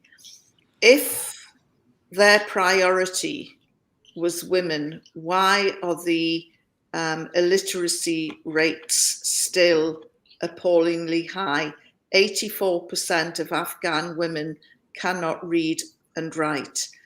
2% at the moment will have a chance at further education. The rest won't. Nearly 4 million children will still not go to school. And I was talking to a journalist friend of mine who went to Kandahar just a few years ago, and this fantastic new school had been built by American contractors, by American workers, no jobs created on the ground for Afghans. And this school was built, and it was, look what we're doing to improve the lives of the Afghan girls. We're building schools. They didn't have teachers to go into the school. They didn't, the internet is not even 20% coverage in Afghanistan. So none of these kids can go online. They can't learn long distance from home. And the rights for women are absolutely appalling. And the bar is very, very low. And if that's what has been achieved by a Western occupation of 20 years, it's a sad indictment on how sincere people were about giving women their rights, because they didn't. Yes, I 100% agree. And my second question is, this is, I'm 23 years old, so this war's been going on ever since I was born. And, I try to speak to the English people because, I've spoken to a lot of what you would call far right or Tommy Robinson supporters who, constantly go on about, how they support their army and, British imperialism. But, this is a clear-cut example that, those poor soldiers from both sides died for not a cause. And, I think for me personally, it's about time that, sometimes the refugees, they suffer the brunt of this hatred when they come over here and they get told to go back, but it's not necessarily their fault that they're here. So how do you feel about, the British government sort of taking up their gripe with the government, who are the ones who are enforcing this foreign policy, rather than taking it out on your average immigrant or your average Muslim, because it's not their fault? What about the British people who have paid 37 billion in taxes for this war and have not achieved anything? What would your, opinion be on that? Well, I think that the taxpayer would be very angry, but unfortunately, all they're being sold is the sort of propaganda that Brother Kenny was talking about. Our boys, our girls, our army out there trying to help the women of Afghanistan. The reality is, if you speak to any British soldier, any male soldier, and say, did you speak to one Afghan woman? The majority will say no, because they never came into contact with any Afghan women at all. So, this talk about liberating Afghan women was a nonsense. But again, it's propaganda that the British, the Americans, and other NATO countries, people believe, that the forces have gone out to improve the lot. And of course, now they're starting to question what was the last 20 years about. We've spent the last 20 years trying to get rid of the Taliban, only to welcome them back into Kabul. And not only have they done that, but they've now given them a 300,000 strong army. The Taliban has its air force for the first time. They didn't have an air force before, but now, courtesy of NATO, they do. Courtesy of the Americans, they've got Black Hawk helicopters. So what was the last 20 years about? And, this humiliating retreat from Afghanistan, and it is humiliating, is now seeing American and British soldiers working alongside Taliban soldiers a few weeks ago, you know, they were fighting each other. Now they're helping each other. Yeah, I agree. I mean, just last point, you know, myself, you know, I'm half Iraqi. My father was Iraqi, so I sort of grew up with you know, having to witness, you know, American or British intervention in my father's country, and you know, it's got to a point where, you know, I think most of these Muslim countries really want to have a chance to build themselves and be self-sufficient and be independent. And I think it's we've got to a stage now where the West definitely needs to start focusing on itself. You know, that, you know, UK, as much as it's, you know, one of the, you know, independent country, and it's got all the infrastructure, there's a lot of issues that are going on here when it comes to crime, even terrorism. You know, the chief of the anti-terror police has said far-right terrorism is now starting to rise in this country. America as well, you know, there's high rates of homelessness, poverty, crime, and that money needs to be reinvested into their people to allow the other countries to flourish. Because I believe personally America did gain something from this, and that was definitely natural resources. As much as they've been defeated in the battlefield, they definitely gained something. So, you know, I think this is a lesson for the world. You know, I think this is a historical moment for the whole of the world. And you know, first and foremost, I wish the Afghani people prosperity and peace, because they deserve it. It's been 20 years. But, you know, you never know, this day and age with politics, things can change very quickly. You know, Afghanistan probably has a lot of people that are trying to maybe take advantage of their situation, you know, because a lot of people are speaking about the first or Islamic State. Sister Zubaida, sorry, can I just stop you for a minute? Can you keep it short, please? Because, like, you know, we're going up to the 2-hour mark, and, you know, the sister has actually done me a great favor and accepted to come on the show and everything. So if I could, I'm sorry, but if I could just cut you short and pass over to Brother Muhammad Bati, who's been waiting from Australia for a very long time. I'm very sorry, sister. Yes, but, sorry about that, brother. I'm going to go now, but thank you very much for letting me on the show. Thank you a lot, Yvonne, for answering my questions. And inshallah, you have a good show. Thank you, Zubaida. Thank you very much. Thank you. Jazakallah khair. Jazakallah. Brother Bati, Brother Bati, assalamu alaikum. Wa alaikum assalam wa rahmatullahi wa barakatuh. Good to see you again after so long, yeah? I was in isolation in Australia a little bit. COVID has kicked in a lot. A lot of people been affected in our area.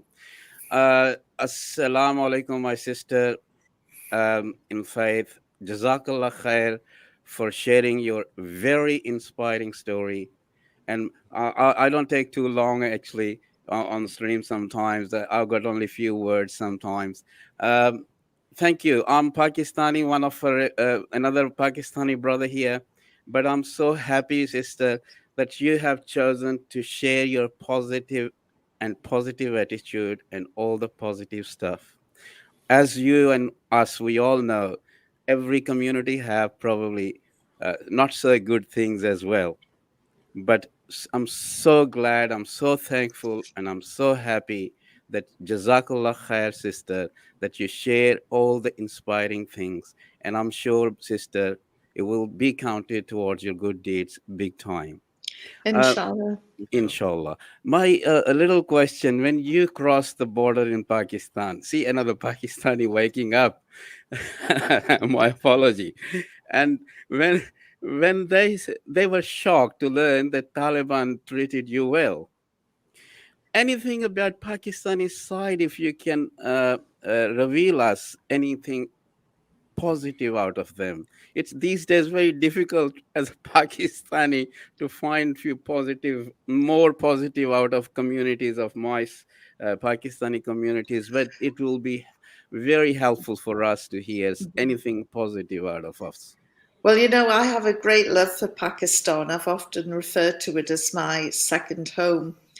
And I would love nothing more than to see Afghanistan flourish, because I believe it will spread across to Pakistan, and Pakistan will flourish. You know, Pakistan and Afghanistan are two sleeping giants. Their biggest resource, their richest resource, untapped resource, are the people. Yep. Who are ready to launch, who have a hospitality bar none, and are desperate for work. And I am sure that if Afghanistan and Pakistan can pull together, that there's two sleeping giants that will suddenly rise and create, I think, great wealth across that region, and revive the traditions of the old Silk Road route. Oh, and yeah. and I don't think this has been lost either on the Taliban, who, while they've been busy winning hearts and minds on the ground in Afghanistan, because let's face it, they couldn't have achieved what they achieved in such a quick time without popular support. But they also have extended their network. They've reached out for trade talks with Iran, with Pakistan, with Russia, with China. Obviously, Qatar has played a crucial role with Turkey. And just imagine what an amazing trading bloc that is. And as long as there isn't outside interference from the West and from other countries who don't want to see Pakistan and Afghanistan prosper, as long as there isn't interference, I think that there could be a totally new, productive, flourishing era in store. Absolutely. Sister, you have spoken my mind. Absolutely. I was about to say exact those words. Imran Khan must be jumping for joy inside. He's not showing up too much. But Imran Khan's dream is this, that all the way through Afghanistan, the train tracks and all that stuff. They are dying to build their country somehow. And it is the need of that area. And I hope and pray, we hope and pray that this area stays out of this sort of turmoil, and hopefully they will flourish somehow. It's a lot of hard work to go ahead. And our sister, you and I, and we all know exactly how many difficulties are there. I won't talk about corruption or other political issues. Otherwise, we will stay here. Brother Jamal would not let us stay for another 5 hours. So, but I came over here. I could not resist. I was doing something else and couldn't resist. Sister, your story, it will help a lot of us, and I couldn't resist to thank you personally. It's not enough thank, but personally thanking you to join these type of streams and sharing your beautiful story. It's inspiring a lot of us. And Jazakallah khair. And thank you, Brother Jamal, and all of Brother Kenny and Brother Muhammad Ashraf, for being around us and doing these kind of nice and beautiful streams. Almighty, You're welcome, inshallah, brother. will reward Jazakallah all khair. of us for our good deeds. Assalamu Jazakallah alaikum. khair. Sister Yvonne, one thing we didn't talk about was your books, yeah? We did mention it in the beginning, but we didn't talk about your book that you wrote about the Taliban and everything. If you do have some time, if you could just, one person in the chat as well as asking about it, so if you could just mention about it, your book, which I had actually posted on the thumbnail of the, what's the name, yeah. Well, the book is called In the Hands of the Taliban, and it's an e-book. I'm looking for a publisher, actually, because it's out of print. And part of the difficulty that I have had is getting a mainstream publisher to handle it. When the first print run ran out before the book had even been published. The second print run ran out in a matter of weeks. So these were thousands of copies, and you would have thought that any publisher would have been absolutely delighted. But as soon as stories started surfacing of me reading about Islam, I was dropped like a shot. But the book is still it's available as an ebook, and what I'm trying to do is to find a publisher who will take it on board so we can do an audio book about the story as well. Maybe Brother Kenny can take the charge of this, because I think Consider This Publishing maybe could help you out. Maybe I could leave your details with Brother Kenny. If you can do that, please do. Inshallah. That would be great. Okay, Sister Yvonne Ridley, it's been a pleasure, a great honor to have you on my channel, and I'm sure the people who've been watching as well, it's been a great honor, a great pleasure for them.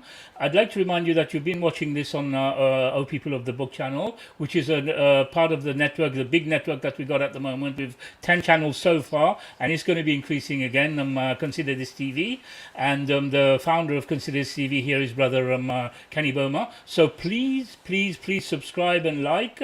As you've seen, we've got a special guest today, and I'm sure we're going to be having more special guests.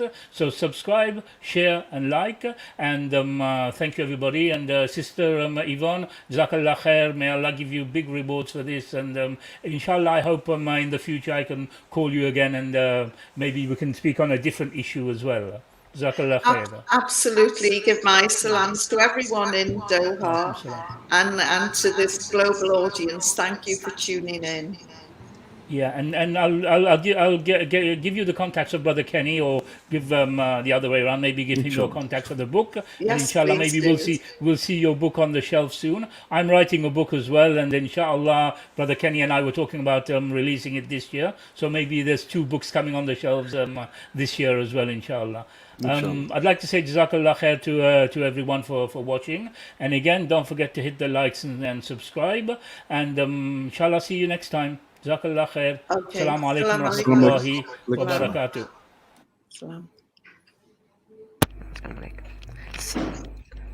The brother removed himself. He removed himself, yes. Yeah, alhamdulillah. What a beautiful story. Yeah. I've heard the sister's name before, and I've heard about the story, but that was the first time I've actually heard it myself, and very intrigued by it. Yeah. And I got it, the great one. I got a chance to talk to her.